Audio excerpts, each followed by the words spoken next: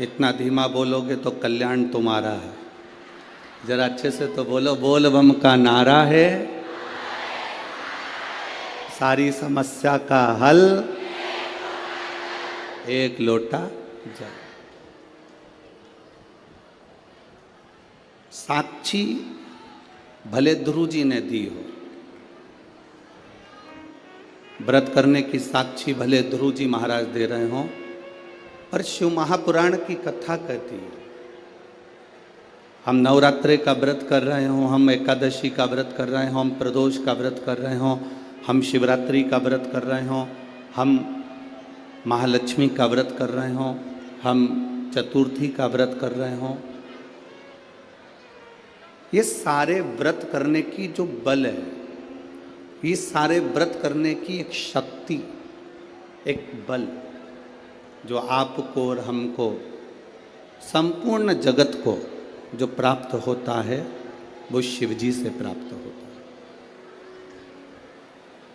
अगर हम शिव महापुराण की कथा को देखें तो माता पार्वती जी अपने तप को कर रही हैं। माँ जगज्जननी, माँ अम्बा, माँ जगज्जननी दुर्गा भवानी, अष्टभुजा धात्री माँ दुर्गा, माँ भवानी, माँ देवी, अगर शिव जी को प्राप्त करने के लिए कोई व्रत कर रही हैं, शंकर भगवान को प्राप्त करने के लिए कोई साधना कर रही हैं, भगवान को पाने के लिए कोई उपास कर रही हैं, यहाँ तक शिव महापुराण की कथा कहती है कि उन्होंने भोजन त्याग दिया था, जल त्याग दिया था, फल त्याग दिया था।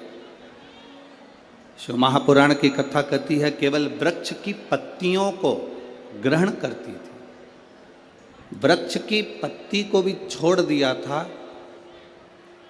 दुर्वा का एक छोटा सा अंश मां जगज्जननी माता पार्वती ग्रहण कर रही थी,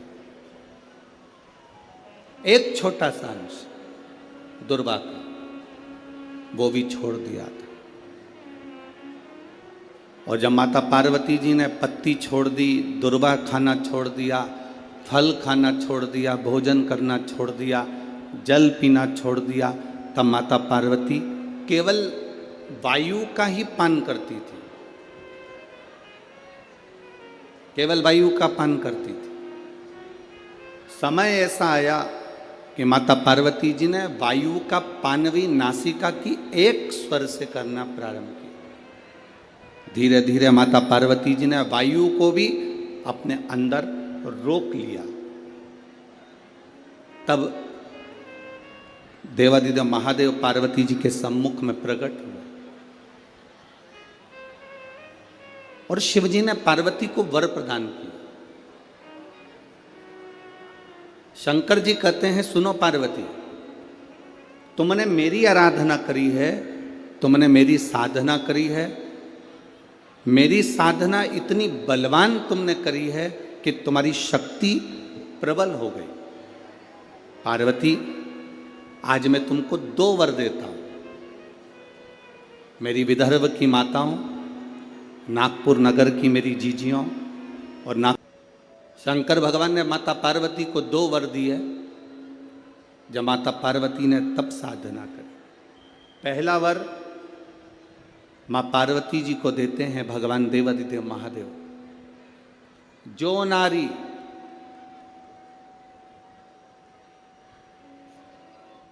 जो पुरुष, कोई बेटी कोई बेटा, जो नारी जो पुरुष, संत साधु महात्मा सन्यासी त्यागी बैरागी, कोई बालक कोई बुजुर्ग, जब भी किसी व्रत को धारण करेगा, कोई भी व्रत हमने अपनी जिंदगी में उठा लिया, कोई व्रत धारण करेगा तो शंकर भगवान कहते हैं उस व्रत को पूर्ण करने की शक्ति, बल पार्वती तुम और मैं, शिव और शक्ति दोनों प्रदान करेंगे। जब भी कोई व्रत उठे,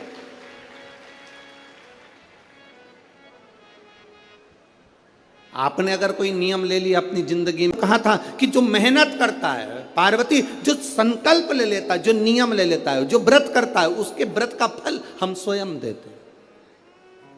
2 वचन दिए थे माता पार्वती जी को भगवान शिव ने, एक शिव और शक्ति का बल देना, और दूसरा वचन देवादिदेव महादेव ने माता पार्वती को दूसरा वचन, दूसरा वर दिया था, पार्वती सुन,